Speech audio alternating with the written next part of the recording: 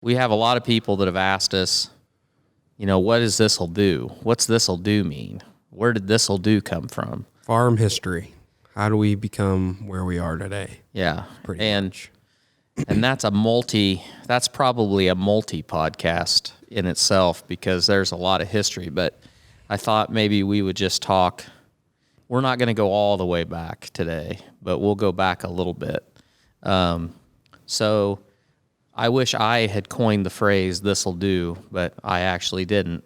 My dad is the one that came up with what was "this'll do farm," and really, it was a little bit of a spoof in the fact that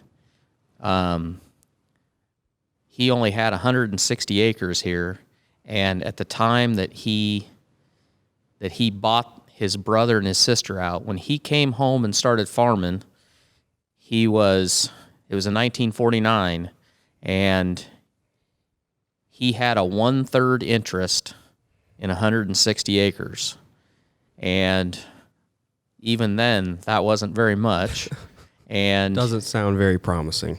I think it was probably pretty tight, but that's part of the reason that he got in the hog business. And ironically, the barn that we're recording in today, that was the first thing that he built when he came home after the war and after college. He cashed in his war bonds, and he built this barn in 1949. But fast forward a few years, and he bought his brother and his sister out, and when all the paperwork was being done, I'm not sure if it was the recorder or if it was his lawyer or who it was, asked him what his farm name was, and he hadn't really thought about that.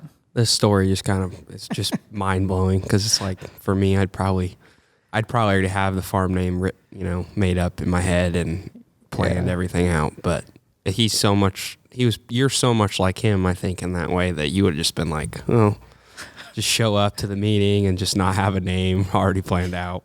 I think he was just so focused on just getting to the point that he could swing it to be able to own it, that he didn't even think. You think? Yeah, he wasn't even thinking about that. And go ahead.